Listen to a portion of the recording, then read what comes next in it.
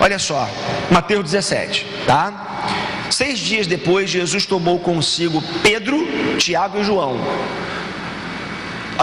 Acende aqui por gentileza essa, é lá, Pedro, tá aqui, ó. Então vamos lá, texto bíblico, Mateus 17, diz assim: 6 dias depois, Jesus tomou consigo Pedro, Tiago e João, irmão de Tiago, e os levou em particular a um alto monte. Ali ele foi transfigurado diante deles. Sua face brilhou como o sol e suas roupas se tornaram brancas como a luz. Naquele mesmo momento apareceram diante deles Moisés e Elias conversando com Jesus.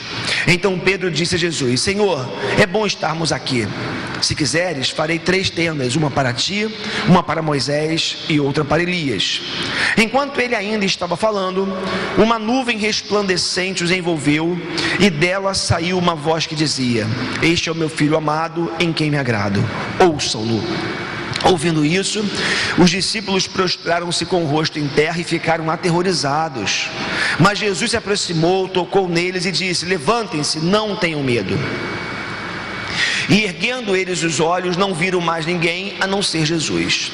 Enquanto desciam do monte, Jesus lhes ordenou: Não contem a ninguém o que vocês viram, até que o Filho do Homem tenha sido ressuscitado dos mortos. Os discípulos lhe perguntaram: Então, por que os mestres da lei dizem que é necessário que Elias venha primeiro? Jesus respondeu: De fato, Elias vem e restaurará todas as coisas. Mas eu lhes digo, Elias já veio e eles não o reconheceram, mas fizeram com ele tudo o que quiseram. Da mesma forma, o Filho do Homem será maltratado por eles. Então os discípulos entenderam que era de João Batista que ele tinha falado.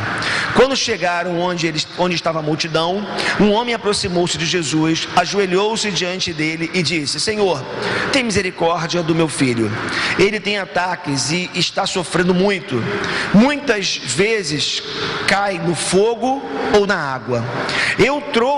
Preste atenção agora, eu trouxe aos teus discípulos, mas eles não puderam curá-lo. Eu trouxe aos seus discípulos, mas eles não puderam curá-lo. Respondeu Jesus: Ó geração incrédula e perversa, até quando estarei com vocês? Até quando terei de suportá-los? Tragam-me o menino. Jesus repreendeu o demônio. Este saiu do menino e desde aquele momento ele ficou curado. Então os discípulos aproximaram-se de Jesus em particular e perguntaram: Por que não conseguimos expulsá-lo? Ele respondeu: Porque a fé de vocês é pequena. Eu lhes asseguro que se vocês tivessem fé do tamanho de um grão de mostarda, poderão dizer a este monte: vá para aqui, daqui para lá, e ele irá. Nada lhe será impossível. Mas essa espécie só sai pela oração e pelo jejum. Eu vou repetir. Mas esta espécie só sai pela oração e pelo jejum. Reunindo-se eles na Galileia, Jesus lhes disse: O Filho do Homem será entregue nas mãos dos homens. Eles o matarão, e no terceiro dia ele ressuscitará. E os discípulos ficaram cheios de tristeza. Só até aqui. Pai, auxilia-nos essa noite pelo Teu Espírito. Fala o nosso coração. Tua palavra é maravilhosa. Fala conosco segundo a Tua vontade. Deus, que o nosso coração esteja aqui pronto para receber a Tua palavra segundo o Teu querer. Exorta-nos, consola-nos, edifica-nos, fortalece-nos. Pai, nós precisamos de mais essa noite, sermos visitados pela Tua palavra e pelo poder do Teu Espírito que aplica essa palavra no nosso coração. No nome de Jesus oramos, amém e amém. Meus irmãos, O texto que antecede Mateus 17, obviamente Mateus 16, é um texto interessante porque ele vai se transformar numa espécie de divisor de águas no ministério de Jesus. Eu falava aqui de manhã que os teólogos, estudiosos, eles chamam Mateus 16, alguns deles chamam Mateus 16 de a crise da Galileia. Por quê? Porque ali em Mateus 16 fica evidenciado uma espécie de crise que Jesus, como homem, estava vivendo no seu ministério.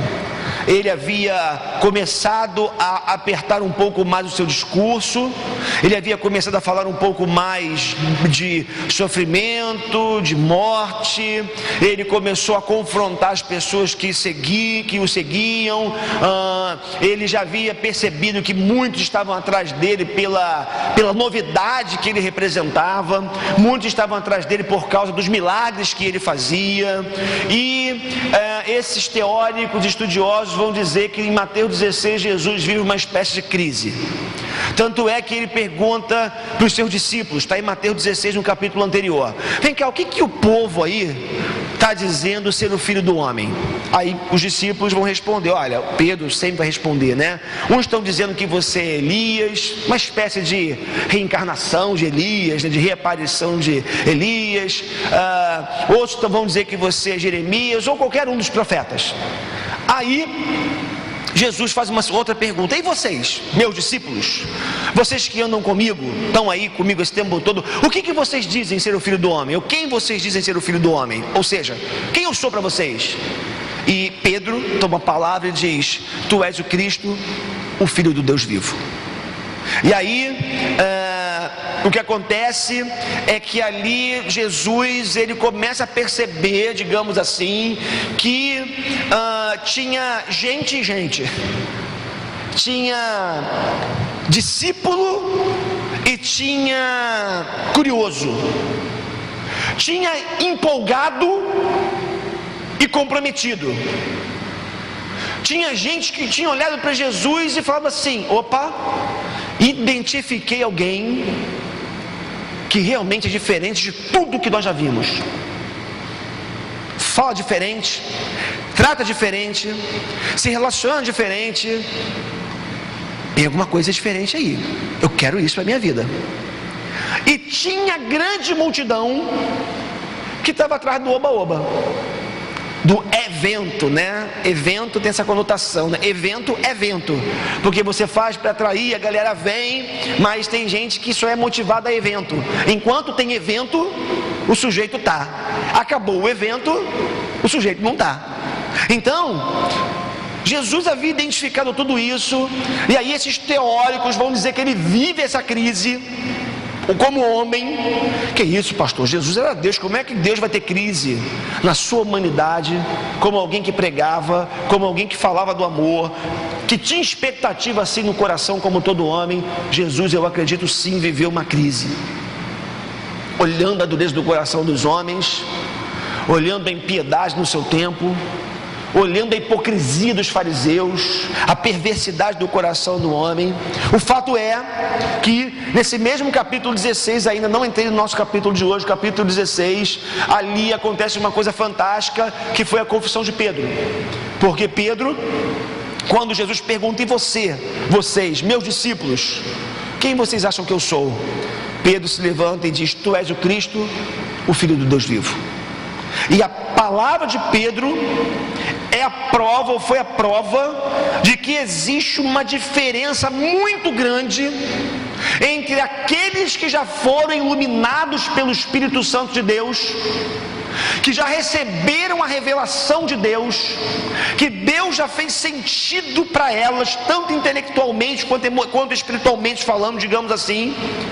Há uma separação destes daqueles que se empolgaram por algum motivo, se interessaram por uma palavra interessante. É bom você ouvir um bom orador, né? Tem gente que eu ouço assim, de boca aberta. Caraca, é gostoso ouvir esse cara falar, é bom demais. Então eles tinham isso, e aquilo de alguma forma os atraía, mas havia uma grande diferença entre esse grupo de empolgados, esse grupo de pessoas atraídas pelos eventos, pelo que Jesus fazia, pela multidão, porque multidão atrai multidão. Havia uma grande diferença dessas pessoas para aquilo que aconteceu com Pedro e os demais. Tu és o Cristo, o Filho do Deus vivo. E nessa confissão é interessante porque a partir desse capítulo 16, uma outra coisa vai ser introduzida, ou aparece com mais evidência, pelo menos no relato bíblico. A partir do capítulo 16 de Mateus, Jesus deixa mais claro ainda o seu discurso a respeito do objetivo central da sua vida e da sua vinda. Olha só, não precisa abrir, estou voltando um capítulo, Mateus 16, 21 vai dizer assim: desde então, depois desse momento todo que eu relatei para vocês, desde então começou Jesus a mostrar aos seus discípulos que convinha ir a Jerusalém e padecer muitas coisas dos anciãos e dos principais dos sacerdotes e dos escribas, ser morto e ressuscitar ao terceiro dia. Percebe como que Jesus começa a deixar cada vez mais claro a razão da sua vinda, o motivo pelo qual ele veio e entrou na história. Ele começa a mostrar com mais clareza ainda a razão da sua vinda ao mundo. Eu dizia aqui de manhã, lembrando lá do meu tempo de Barra da Tijuca, que eu era pastor de jovens, que eu cuidava dos jovens lá na igreja, né? A gente fez um trabalho até razoável, atraímos vários jovens daquele bairro, da Barra da Tijuca, fiz vários eventos, me lembro de culto assim, a gente faz um monte de besteira também, né? A gente tem empolgação, vamos lá, vamos fazer, vamos atrair a galera. Aí fiz um monte de evento, atraí aquela turma toda, e aí teve um cara que chegou para mim, jovem, depois de um tempo, ele virou para mim e falou assim: você me enganou. Eu falei: te enganei? Como assim? Porque você me atraiu com uma proposta de eventos, de palavras minhas agora, né? De oba-oba, de festividades, né? A gente junto, saindo, encontro, passeio, papapá. E agora você começou a endurecer o teu discurso, me cobrar coisas que você não tinha dito lá atrás seria assim. Aí, automaticamente eu vou para o texto e lembro que Jesus fez a mesma coisa. Jesus amou, curou, andou com as pessoas, mas chega um momento em que ele começa a endurecer o seu discurso, começa a endurecer a sua palavra. E o grande problema, e esse é um problema histórico e é desde os tempos bíblicos e muito atual nos nossos dias, é que as pessoas não gostam quando elas começam a ser confrontadas com o seu pecado, com o seu erro, começam a ser confrontadas com o seu estilo de vida errado, equivocado, que a Bíblia mostra, não é o pastor. E aí, queridos, Jesus começou a falar de cruz, de ir para Jerusalém, e ir para Jerusalém cada vez mais significava sofrimento, porque foram os líderes religiosos que estavam em Jerusalém que o crucificaram, digamos assim, que o perseguiram. Ele foi morto ali, e ele fala: tem sofrimento na jogada. É mais ou menos assim: vocês estão pensando que andar comigo é multiplicação de pão o tempo todo, né? É entrar na festa e transformar água em vinho, que é a gente estar reunido, bacana, legal. Vocês estão pensando que é só isso? Não! Isso é bom, faz parte, mas tem muito mais. Aí a gente entra no capítulo 17, o capítulo que a gente leu hoje. É interessante esse texto, porque esse texto traz a história da transfiguração. Tem muita gente que tem crise com isso, tem muita gente que perde tempo. Eu já ouvi dizer, já ouvi questionamento de gente que fala assim: mas a transfiguração eu acho que foi uma experiência mediúnica. Porque, aparece Elias e Moisés, dois caras mortos, começam a falar ali no monte da transfiguração. Essa é uma interpretação totalmente equivocada do que veio acontecer naquele monte, que eu vou tentar clarear um pouquinho mais aqui nessa noite para nós. O fato é que em Mateus 17 tem a história da transfiguração, tá bom? O texto vai dizer o seguinte, que nos versos 1 e 2, 6 dias depois, daquele episódio lá com os discípulos, tá bom? Da crise, chamada crise da Galileia, 6 dias depois, Jesus tomou consigo Pedro, Tiago e João. Pedro, Tiago e João, irmão de Tiago, e os levou em particular a um alto monte. Ali ele foi transfigurado diante deles. Sua face brilhou como o sol e suas roupas se tornaram brancas como a luz. A pergunta é: o que aconteceu naquele monte? Imagina uma reunião de oração. Jesus chama Pedro, Tiago e João para uma reunião de oração para o monte, né? É como se hoje tem irmãozinhos aí que gostam de ir para o monte orar, né? Assim, vamos para o monte orar, vai todo mundo para o monte orar lá, passar a madrugada, nada contra, enfim, a turma vai para lá. É como se numa noite dessas de oração, de repente aparecesse ali alguns profetas, alguns irmãos que viveram no passado, né, que já morreram, e aparecessem para a reunião de oração, muito mal comparando. Num primeiro momento que dá a entender isso. Entretanto, é interessante porque o próprio Jesus vai se referir àquele episódio como sendo uma visão, em Mateus capítulo 17. O que aconteceu ali não se tratou, né? Não significa dizer que Moisés e Elias, eles reencarnaram e apareceram corporeamente para os discípulos de Jesus. Na verdade, o que aconteceu é que Jesus, ele é que vai ao encontro, por assim dizer, daquela dimensão, na dimensão em que Elias e Moisés já se encontravam. Na verdade, nós estamos falando aqui de uma visão no Monte da Transfiguração. Então, o que aconteceu naquele monte? Primeiro, uma visão. Segunda coisa importante, se você for olhar o texto, Moisés e Elias não falam com os discípulos, eles falam com Jesus na visão. Eles não falam com os três, eles não mandam recados para os três. Então aqui nós já rompemos com qualquer possibilidade mediúnica de pessoas que já morreram se comunicarem com os vivos. Mais ainda, Moisés e Elias, eles são aqui nesse caso representações de duas gerações. E eu dizia aqui hoje de manhã também e ali naquele monte 3 gerações estavam representadas: geração de Moisés, geração de Elias e a geração dos discípulos de Jesus. Um escritor que eu não me lembro agora disse que talvez, não, sem dúvida, essas 3 gerações foram as gerações mais incrédulas da história e foram as gerações que mais viram milagres.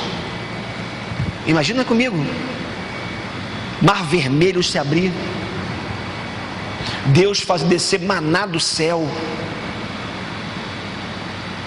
Pensa comigo, Moisés bater na rocha, ou falar para a rocha, como era. Primeiro ele bateu, segundo, é o contrário, né? Primeiro ele fala, é isso aí, né? É isso aí. Sai água da rocha. Quantos milagres aquela geração de Moisés, uma coluna de nuvem guiava o povo de Israel durante o dia, e uma coluna de fogo guiava o povo à noite. Eles viram a glória de Deus manifesta, física.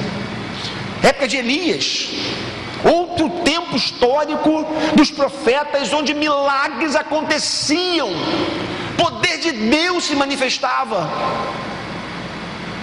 Depois vinha a geração dos apóstolos, eles viram Jesus, viram os milagres, andaram com o Senhor. E essa pessoa que eu ouvi ali, não me lembro agora, disse que essas 3 gerações foram as gerações mais incrédulas da história. Apesar dos milagres, apesar de tudo que eles viram, eles tiveram o coração endurecido. O que prova que o principal da vida cristã não são os milagres, mas é a relação com Deus.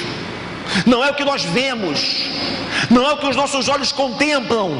Embora milagre tenha o seu papel, seja importante, mas o mais importante é a nossa relação íntima com Deus, é a convicção, aquilo que o apóstolo Paulo diz: eu sei, eu estou convencido.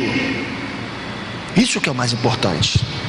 Então, 3 gerações estão presentes, e talvez ali naquele momento o que Jesus tinha como propósito, e foi o que aconteceu, foi justamente mostrar para os seus discípulos que o mais importante de tudo não são as experiências.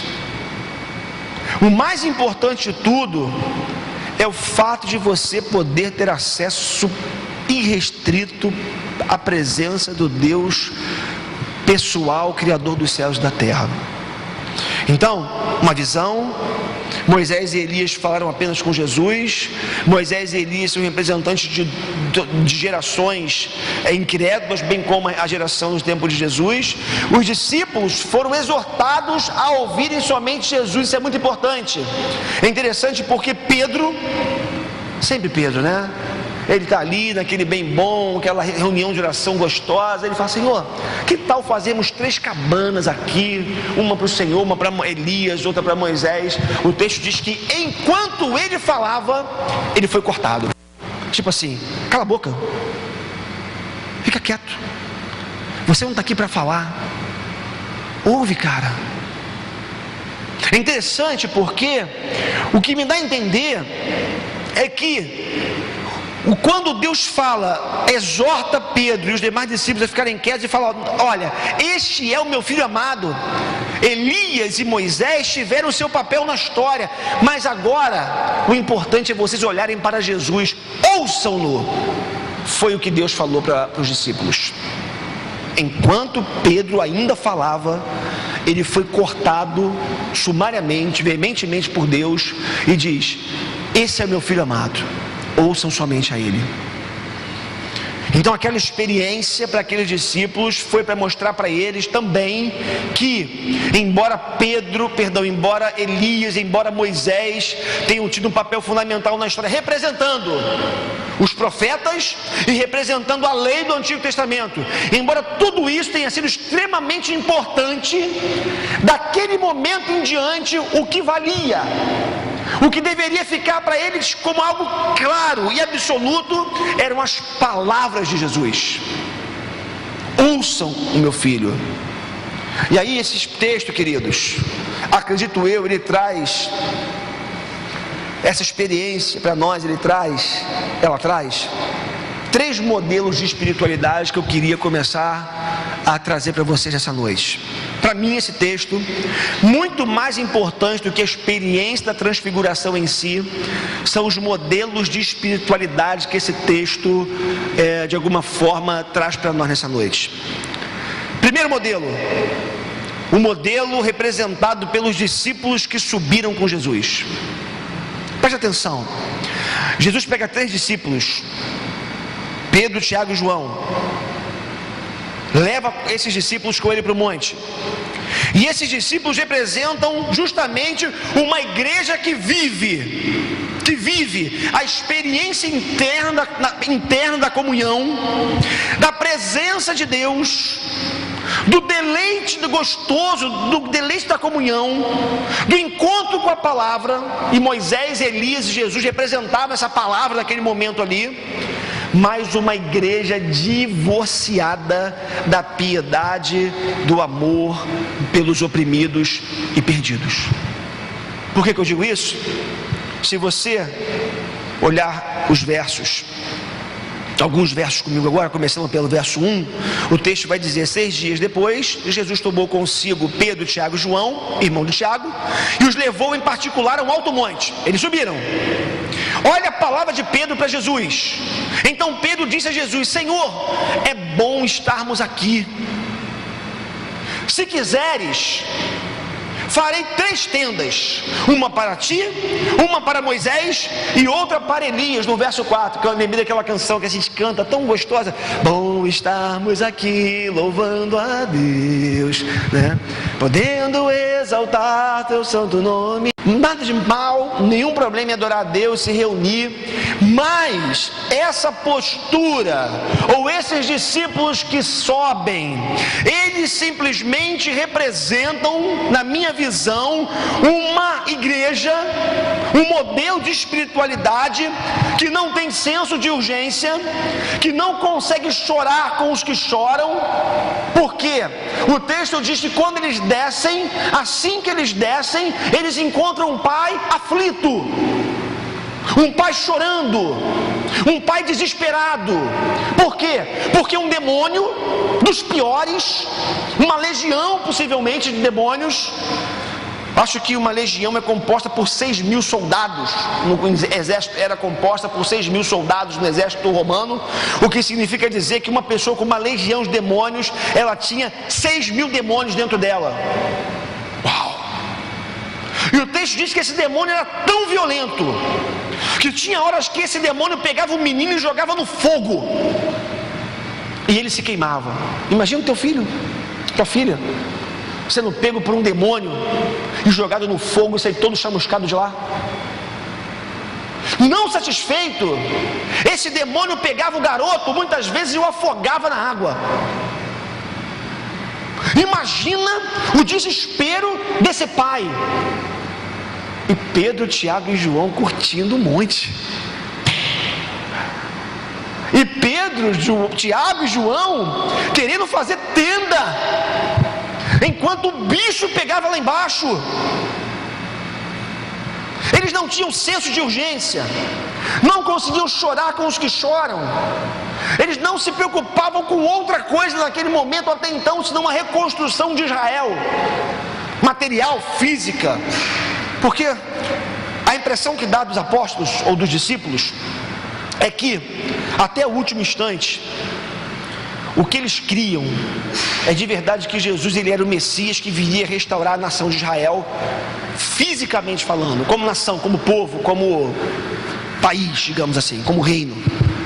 Para eles Jesus era um segundo Davi, e acredito eu que até o último instante eles esperaram Jesus dar um brado de vitória naquela cruz, chamar os seus anjos, vão acabar com essa farra, acabou a festa, quem manda aqui sou eu. Mas não aconteceu. Então, eles estavam muito mais preocupados com a restauração do reino material, e qualquer semelhança não terá sido mera coincidência com os nossos dias. Irmãos, olha a preocupação que hoje as igrejas têm, inclusive a nossa, de ter um prédio, uma segurança, um lugar para se reunir. A gente às vezes se preocupa tanto com parede, e a gente não está preocupado com aqueles que estão chorando, sofrendo lá fora. Falta à igreja senso de urgência. Sabe por quê? A gente vive a zona de conforto, que eu sempre falo aqui, é a religiosidade, como já falei também, do é bom estarmos aqui. É bom vir aqui, é bom estar com você. Entretanto, essa não é a realidade do nosso mundo, do mundo ao nosso redor. Sexta-feira, 11h30 da manhã, prima qualità, eu acho que é assim que fala, não sei, prima qualità, não sei, aqui ó, você sai aqui, vira aqui à direita aqui na Xingu, chegou na 3 Dias em frente à Cufra, você olha na transversal, tem um salão de beleza bonito, né, ali, 11h30 da manhã, 2 elementos entram ali, naquele lugar, anunciam um assalto, levam R$300 e um secador de cabelo e mais pertences das clientes. O assaltante mandou a atendente ficar na porta para disfarçar. De repente chega uma cliente, e essa cliente que chegou foi estuprada às 11h30 da manhã de sexta-feira aqui na esquina. Aqui na esquina. Tem pessoas muito próximas de você sofrendo. de mim sofrendo. Sabe qual é o nosso problema? É que você não está vendo, né? Meu umbigo. Aqui é meu umbigo, tá? Eu só olho para o meu umbigo. Quer ter uma noção da realidade do mundo? Mateus 24 vai te ajudar. Versos 4 a 13. Jesus respondeu: cuidado, que ninguém os engane, pois muitos virão em meu nome dizendo: eu sou o Cristo, e enganarão. Está cheio de enganador por aí. Enganarão a muitos. Vocês ouvirão falar de guerras e rumores de guerras. Mas não tenham medo. É necessário que tais coisas aconteçam, mas ainda não é o fim. Nação se levantará contra nação, e reino contra reino. Haverá fomes, terremotos em vários lugares. Tudo isso será o início das dores. Então eles os entregarão para serem perseguidos e condenados à morte, e vocês serão odiados por todas as nações por minha causa. Naquele tempo muitos ficarão escandalizados, trairão e odiarão uns aos outros, e numerosos falsos profetas seguirão e enganarão a muitos. Surgirão e enganarão a muitos. Devido ao aumento da maldade, o amor de muitos esfriará, mas aquele que perseverar até o fim será salvo. Mateus 24. Jesus falando dos tempos do fim, ele dá uma visão clara do mundo em que nós já vivemos hoje. Irmãos, o mundo que nós vivemos é mau. O mundo que nós estamos inseridos nele é um mundo caído, dominado pelo diabo. O sistema que nós vivemos é um sistema corrupto. A maldade está aí reinando, e a igreja indo para retiro no carnaval, e a igreja indo para o monte, fazendo tenda. Tudo isso representando a zona de conforto que esse espaço aqui representa para nós. Aqueles discípulos que subiram, eles representam uma igreja acomodada na zona de conforto, que só quer beber, curtir a presença de Deus, celebrar, adorar, levantar a mão o tempo todo. Agora deixa eu te dizer mais uma coisa. É nesse caos de Mateus 20, que Mateus 24 representa, que a igreja tem que estar, que eu e você precisamos fazer diferença. Irmãos, nós estamos aqui nesse mundo de passagem, mas isso não significa que não temos que deixar as nossas marcas. Na verdade, as marcas de Cristo em nós, aqui nessa realidade. Eu e você fomos chamados por Deus para sujarmos os pés na lama. Sabe o que isso significa? Tem gente que adora o Salmo 1, porque o Salmo 1, mal interpretado, é uma excelente zona de conforto. Bem-aventurado o homem que não anda segundo o conselho dos ímpios. Lembra?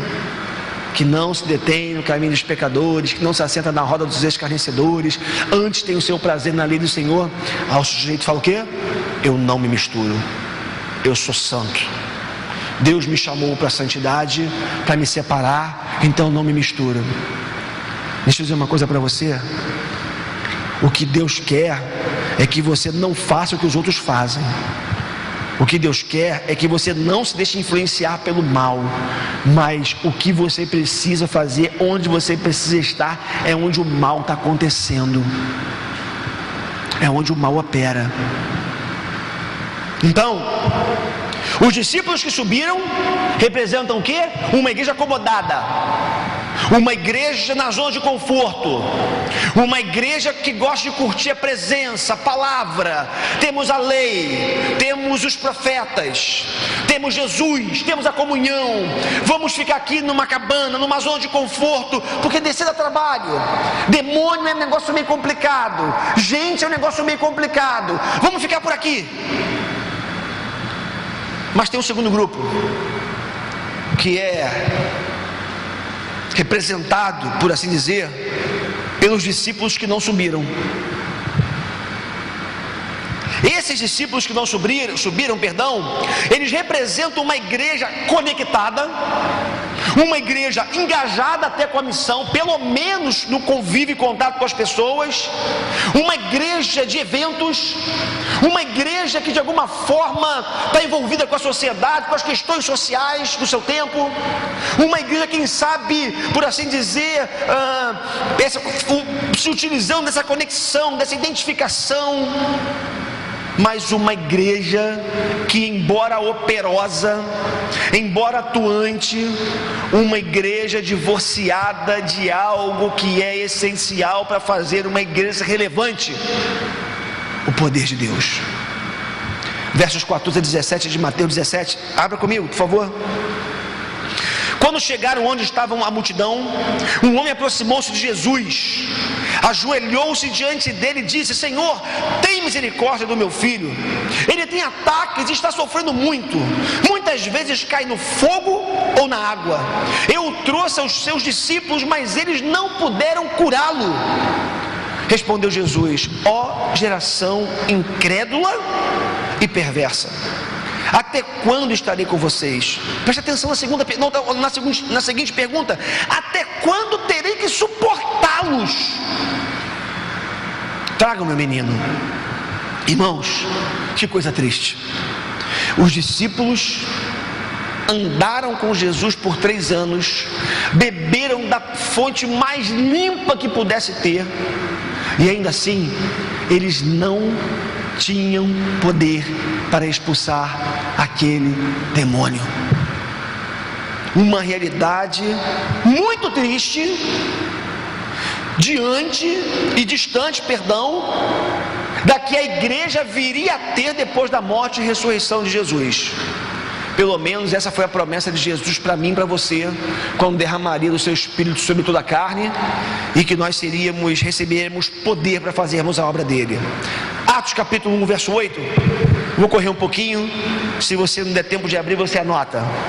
Mas receberão poder quando o Espírito Santo descer sobre vocês, e serão minhas testemunhas em Jerusalém, em toda a Judéia, Samaria e até os confins da terra. Irmãos, Deus quer derramar poder na sua igreja. Para quê? Para a gente ficar cantando aqui, adorando, falando em língua estranha? Para a gente poder ficar aqui fazendo um monte de sei lá o que? Não, é poder para testemunhar, é poder para falar do amor de Deus, é poder para você falar, e você está falando, daqui a pouco o sujeito começa a chorar diante de você, porque a palavra feriu aquele coração, entrou naquele coração com poder, porque você está cheio de poder. Porque Atos 1,8 diz: mas receberão poder quando o Espírito Santo descer sobre vocês, e serão minhas testemunhas em Jerusalém, em toda a Judéia, Samaria e até os confins da terra. Você foi chamado por Deus para ser cheio de poder. Eu fui chamado por Deus para ser cheio desse poder. Avançando, Mateus 28, versos 18 e 19, na grande comissão: portanto vão e façam discípulos de todas as nações, batizando-os em nome do Pai e do Filho e do Espírito Santo. Pegue a primeira expressão, portanto. Essa expressão está aqui por uma razão simples. Antes de falar isso, Jesus disse: todo o poder me foi dado nos céus e na terra, portanto vão. O que o Evangelho está dizendo, o que Jesus está dizendo é o seguinte: da mesma forma que ele recebeu esse poder do Pai, ele transmite esse poder para todo aquele que quer fazer a sua missão. Você precisa de poder para viver a sua segunda-feira. Você e eu precisamos de poder, e esse poder nós precisamos dele, sobretudo quando nós saímos por aquela porta. Manifestar poder aqui dentro é mole. O lance é quando a gente sai por aquela porta. Atos 11, 21. A mão do Senhor, texto que nós vimos essa semana no culto de quarta-feira, a mão do Senhor estava com eles, e muitos creram e se converteram no Senhor. Sabe por quê que muitas vezes nossos familiares não se convertem? Primeiro porque nosso testemunho dentro de casa é péssimo. A gente quer pregar o evangelho, mas não vive o evangelho dentro de casa. E aí aquela associação rápida e breve e tranquila. O cara vive esse estilo de vida e quer me converter? Uma coisa errada aí. Primeiro por isso. Mas em segundo lugar porque falta poder. Poder de Deus. O texto diz que a mão de Deus estava sobre aquele povo, aquelas pessoas ali em Atos capítulo 11. A mão do Senhor estava sobre eles, sobre os discípulos. Está falando de Barnabé, está falando dos apóstolos. E muitos creram e se converteram. Irmãos, conversão verdadeira, transformação de vida genuína, não é fabricada nem pelo pastor nem pela igreja. É o poder do Espírito Santo de Deus que faz. Agora, esse poder não está no ar não. Porque se esse poder estivesse no ar, seria uma energia. Esse poder está ou deveria estar dentro de mim, de você. Olha que coisa linda que fala de Barnabé, no verso 24 do capítulo 11 de Atos. Ele, Barnabé, era um homem bom, cheio do Espírito Santo e de fé. Consequência, o texto mostra, e muitas pessoas foram acrescentadas ao Senhor. Sabe por que muitos bancos estão vazios nessa igreja? Preciso dar resposta? Falta-nos poder, falta-nos autoridade, falta-nos unção, falta-nos valorizarmos mais o poder do Espírito Santo de Deus. E aí, queridos, o terceiro modelo não poderia ser representado por ninguém menos do que Jesus de Nazaré, porque Jesus mostra um ideal de espiritualidade, de relacionamento com Deus. Então, primeiro modelo de igreja, por assim dizer, aquele representado pelos discípulos que subiram. Bom demais está aqui. Segundo modelo de igreja, representado pela igreja contextualizada, a igreja conectada, a igreja dos eventos. Mas apesar de tanto evento, tanta conexão, faltava-lhes o quê? Poder. Eles estavam lá embaixo, eles estavam com os que sofriam, mas eles não tinham poder. E Jesus nos mostra um ideal de espiritualidade, de relacionamento com Deus. E sabe qual é o ideal de Jesus? O ideal de Jesus é uma espiritualidade engajada com a missão.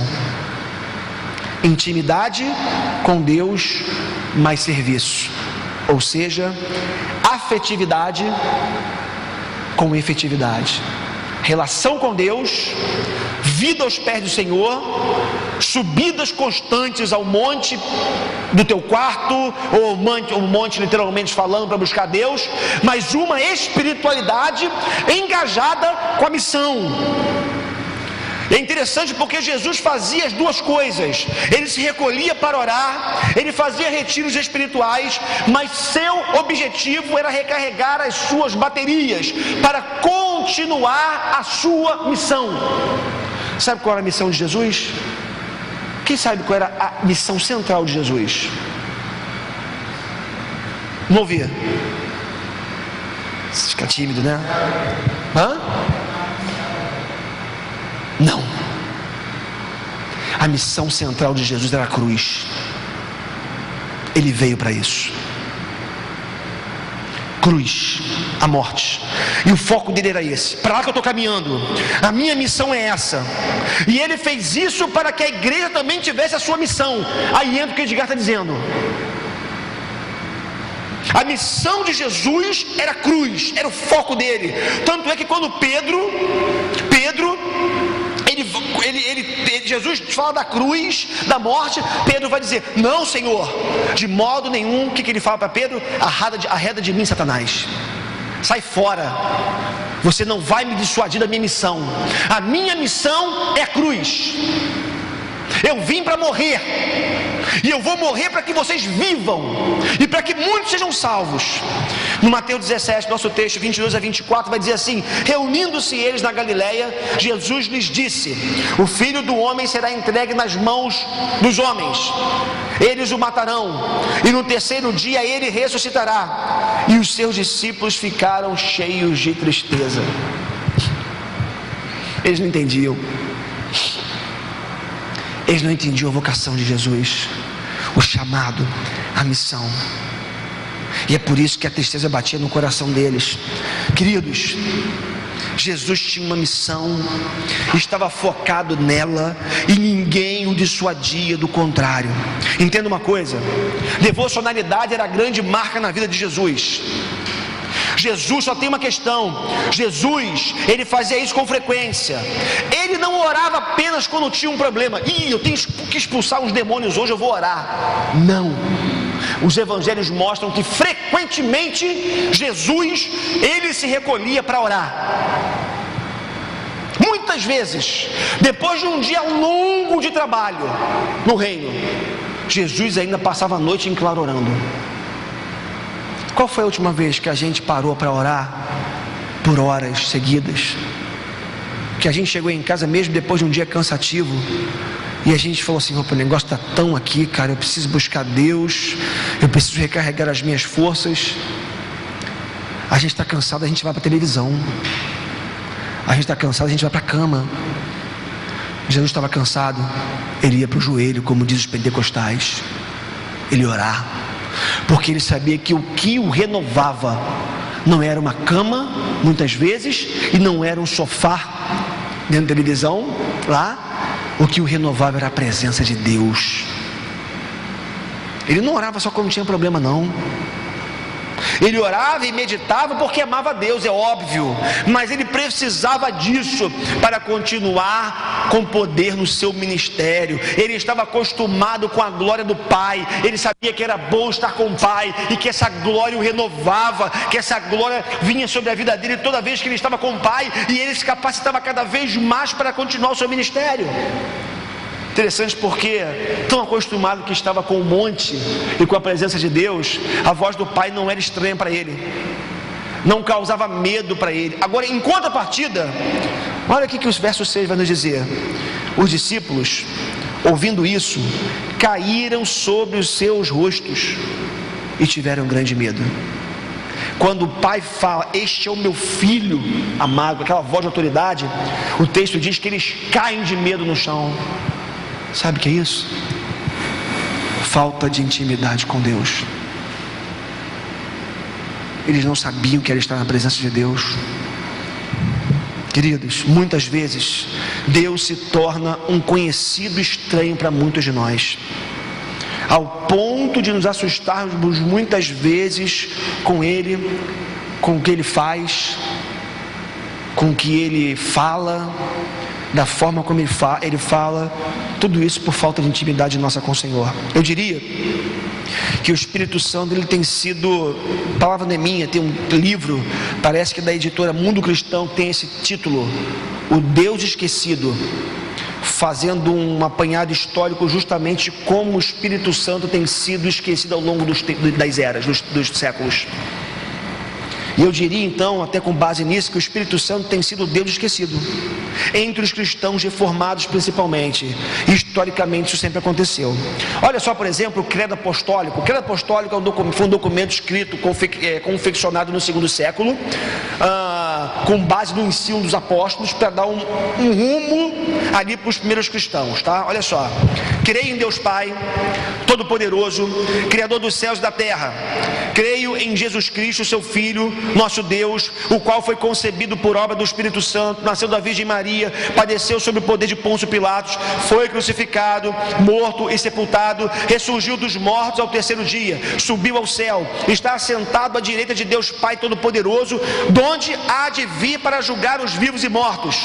Creio no Espírito Santo, ponto e vírgula, na Santa Igreja Universal, na comunhão dos santos, na remissão dos pecados, na ressurreição do corpo, na vida eterna. Amém. Olha só, Credo Apostólico, segundo século. Tudo bem que a grande questão teológica era a cristologia, era a pessoa de Cristo, Mas fala do Pai, fala do Filho. Quando chega no Espírito Santo, creio no Espírito Santo, ponto e vírgula, e continua. Alguns estudiosos vão dizer que há um grande abismo, um grande vazio, um grande vácuo a respeito do Espírito Santo por séculos.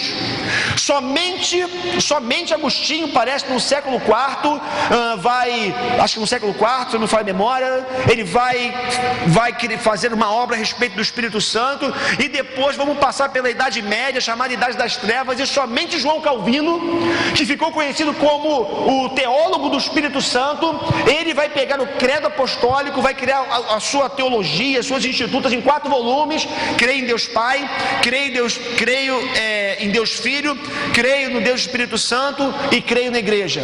4 volumes, e que ele vai trabalhar a vida do Espírito Santo, a obra do Espírito Santo, e ficou conhecido como sendo o teólogo do Espírito Santo. Queridos, é impressionante, mas tem um modus operandi dessa intimidade e missão na vida de Jesus, que é algo fundamental. Eu vou ter que correr um pouco mais aqui já.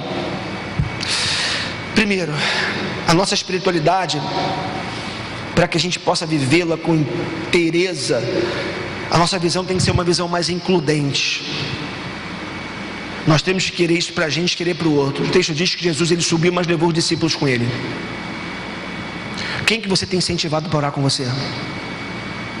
Quem que você tem levado? Quem que eu tenho levado para o joelho no chão? Ao invés de a gente chama para ir para o cinema, a gente chama para o lanche, a gente chama para brincar. A gente tem motivado, incentivado pessoas para a espiritualidade. Jesus subiu e levou 3 com ele. Meus irmãos, nessa nossa devocionalidade, a gente precisa, em nome de Jesus, acabar com esse divórcio que nós criamos entre teologia e o poder de Deus. Sobretudo nós reformados presbiterianos, eu e você precisamos buscar poder de Deus. É possível você conhecer teologia, ter uma fé, vou chamar de fé racional, né? Uma fé estruturada, você ter uma boa base bíblica, teológica, e você buscar poder para a tua vida. Jesus conhecia Deus, a verdade de Deus, mas este conhecimento não estava divorciado da experiência com o poder de Deus. Era ortodoxia associada à ortopraxia. O que é isso? É o conhecimento correto associado à prática correta, a grosso modo. Então Jesus conhecia a verdade, os discípulos conheciam a verdade, a igreja tem que conhecer a verdade.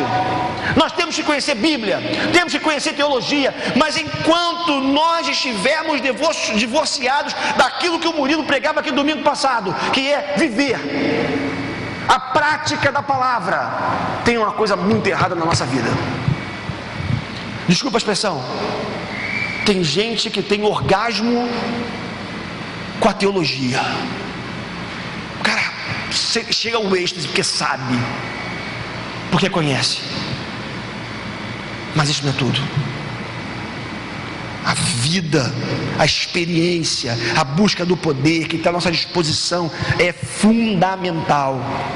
A igreja com os pés na lama da história, evangelizando, indo avante, em oração e buscando poder, evangelizando, intimidade com Deus, e trabalho e serviço, é isso que Deus espera.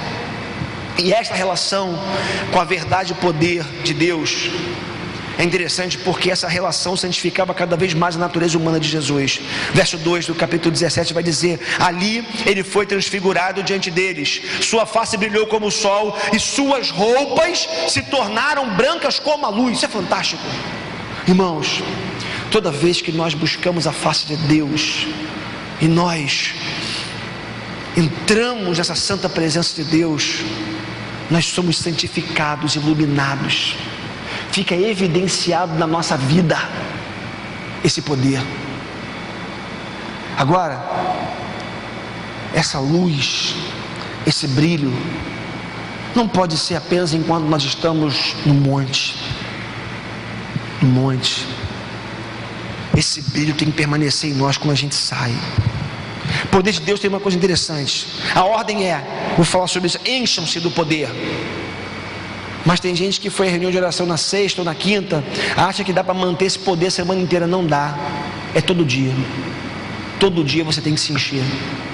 Todo dia você tem que buscar. Deixa eu avançar um pouco aqui.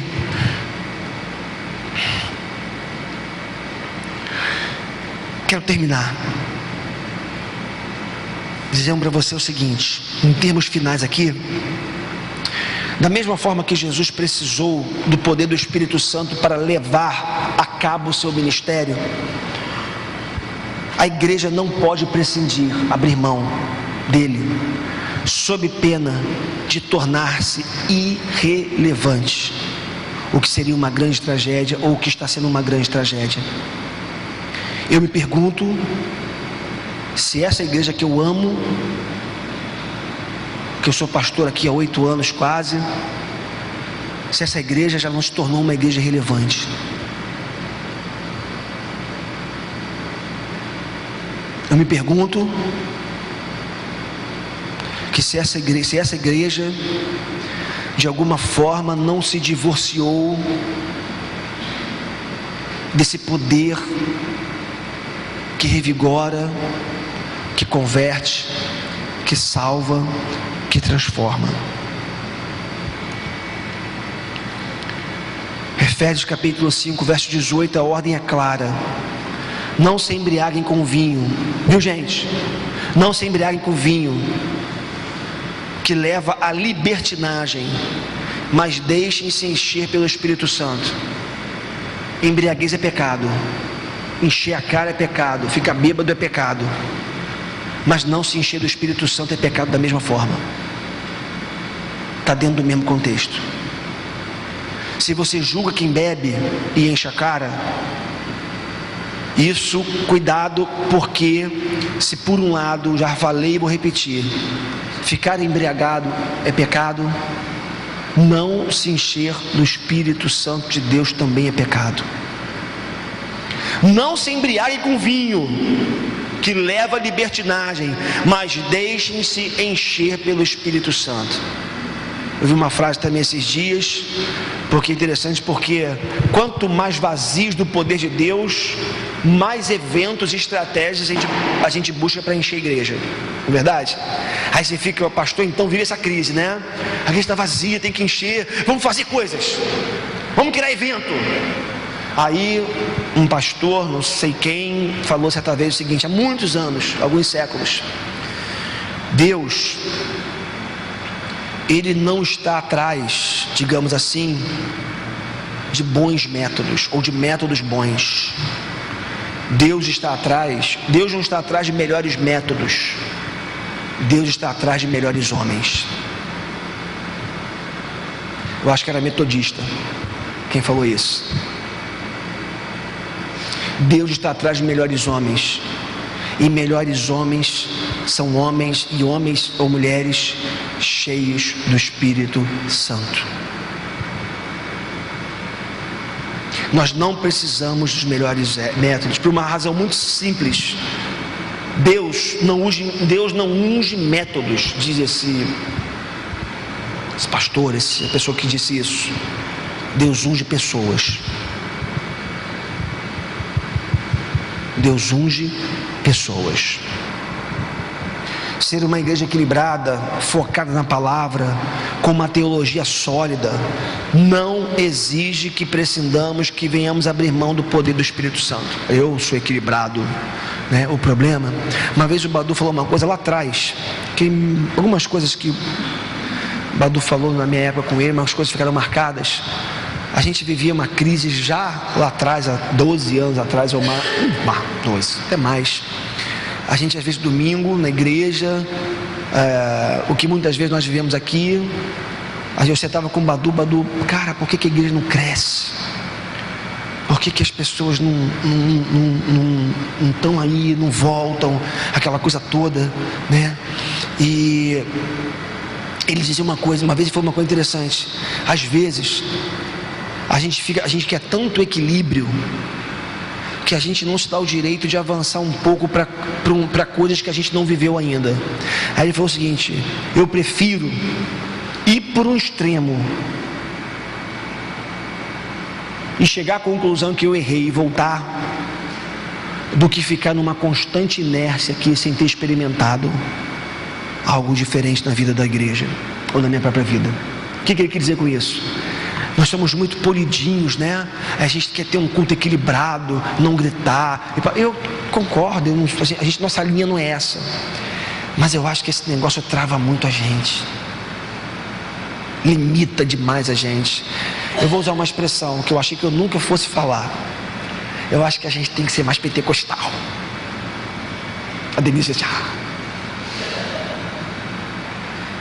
é possível, gente, é possível nós sermos gente da palavra, gente da teologia, mas sermos cheios do poder de Deus.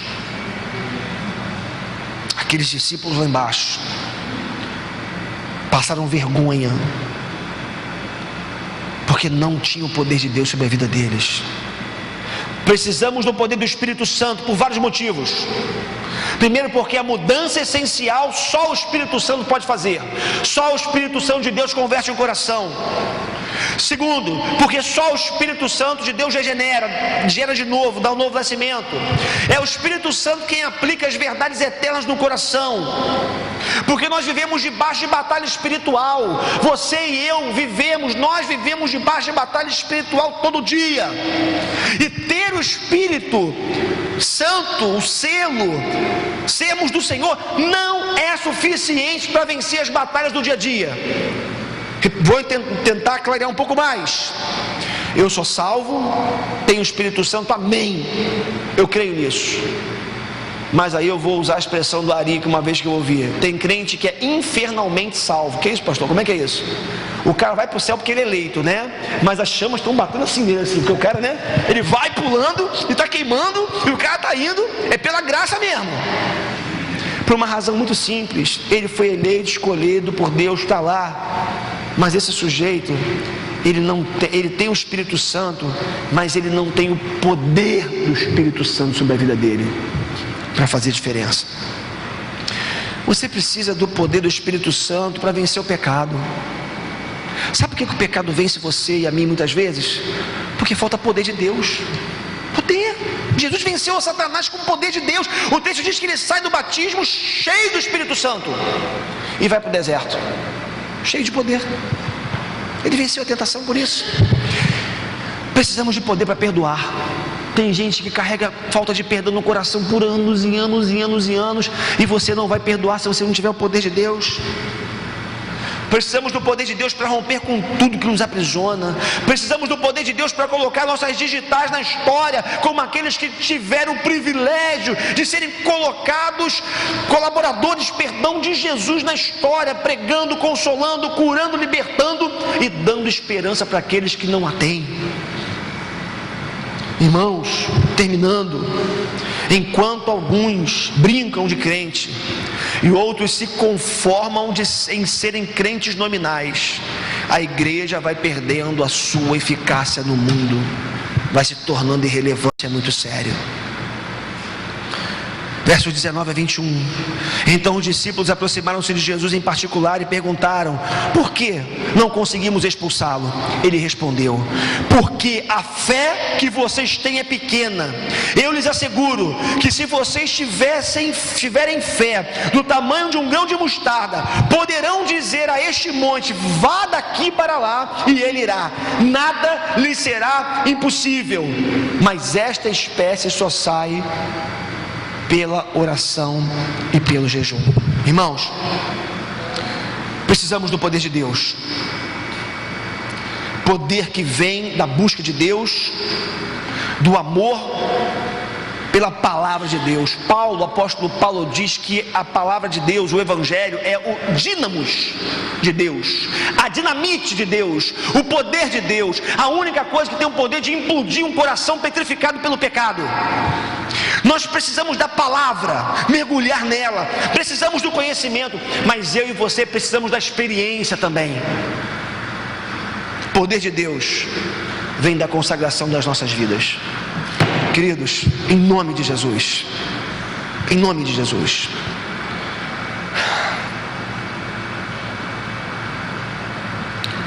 eu não quero mais passar a existência, passar a história como um pastor de manutenção. Eu não quero.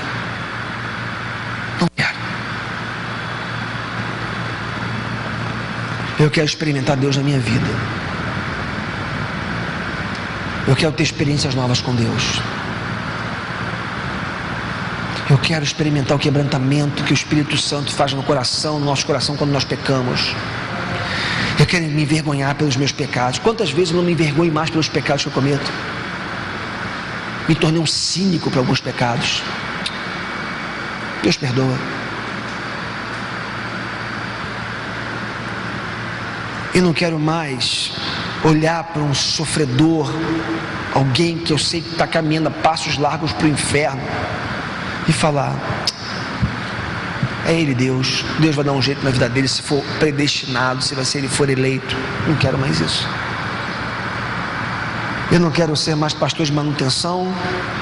Eu não quero remoer algumas coisas que eu sei que estão erradas na minha vida, no meu ministério. Eu quero novidade de vida. Eu quero novidade na minha vida. Eu quero transformação na minha vida. Eu quero ser relevante. Eu quero continuar conhecendo a palavra, mergulhando na teologia, mergulhando no conhecimento de Deus, teórico. Mas eu quero mais essa ortopraxia, essa prática correta, a vida que o Murilo pregava domingo passado aqui. Eu quero te convidar a vir nesse barco comigo. Hoje de manhã, eu vou falar isso aqui agora. Eu queria que você não me visse com outros olhos, senão como alguém que está aqui tentando mudar a própria vida, ou deixar-se mudar pela própria vida. Depois de muitos anos, hoje eu jejuei. Jejum para mim é uma coisa muito difícil, como para todo mundo. Fico fraco, dor de cabeça. Nem em casa eu falei que eu estava jejuando. Você sabia disso? Depois de muitos anos, hoje eu jejuei. Porque eu pensei: hoje à noite eu quero desafiar a minha igreja a buscar o poder de Deus. Mas eu tenho que ser o primeiro a dar o exemplo. Eu tenho que ser aquele que vai na frente, que aponta o caminho. E eu quero desafiar você, a partir de hoje, a ser uma pessoa, a buscar ser uma pessoa cheia do Espírito Santo de Deus. Irmãos, não vamos nos contentar com essa mediocridade. A nossa igreja é medíocre. Perdoe se você é alguém aqui fora da média. Se você é alguém aqui que ora, que jejua, que lê a Bíblia todo dia, que faz devocionário, que está com Deus, louvando a Deus, adorando a Deus. Não é para você. É para mim e para mais alguns, quem sabe. É tempo de buscar a Deus. Os dias são maus. O mal está reinando. E o mal só reina onde o reino não chega. E eu e você fomos chamados por Deus para levar o reino dele.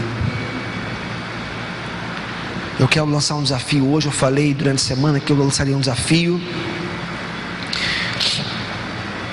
Eu acho que ter anunciado o desafio, né, foi o motivo de alguns não terem vindo, porque já são tantos desafios que a gente recebe todos os dias.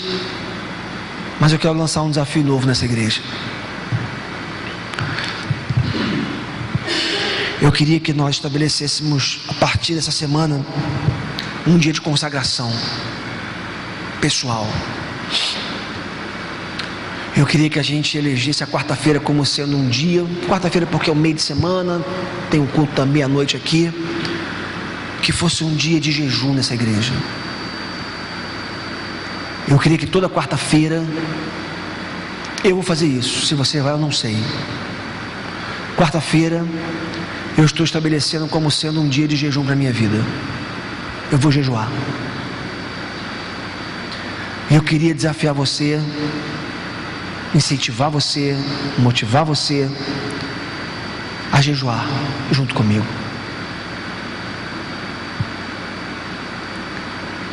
Não sei se você vai jejuar meio-dia, vai abrir mão do café da manhã, e na hora do almoço você vai entregar. Não sei se você pode, por questões de saúde, se você tem restrições, não faça. Tem gente, eu não posso ficar sem me alimentar. Opa, não vou mexer com isso. Mas em geral, não é o que acontece.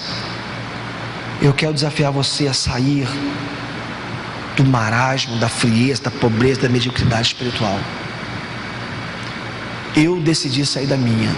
Peço graça a Deus para conseguir continuar e botar em prática o que eu tenho colocado no meu coração.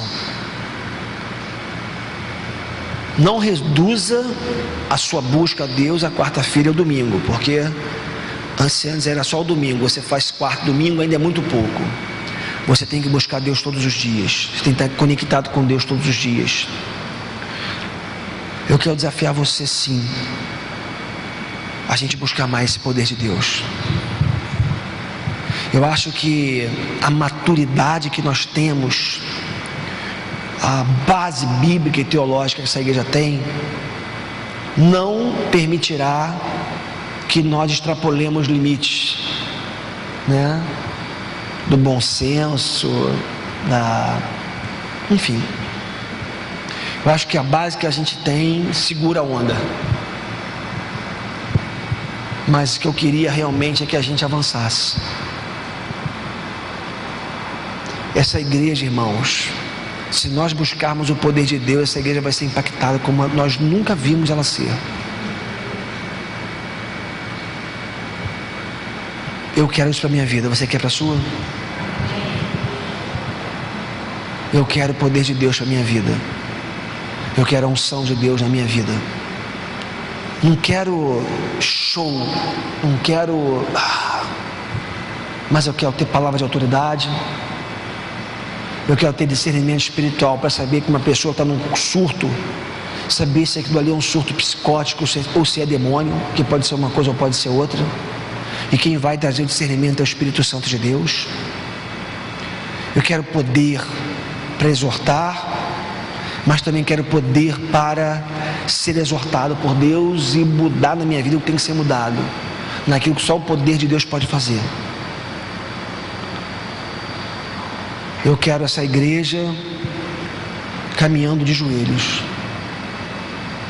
Essa igreja precisa caminhar de joelhos. Sob pena, e eu termino com essa fala e com esse texto que me vem à memória. Sob pena de sermos pisados pelos homens, da mesma forma que o sal que não salga, ele é pisado pelos homens, porque Jesus disse que para nada mais serve, a não ser pisado por aqueles que passam. Vamos orar? Quero convidar você, se você puder, ficar de joelhos.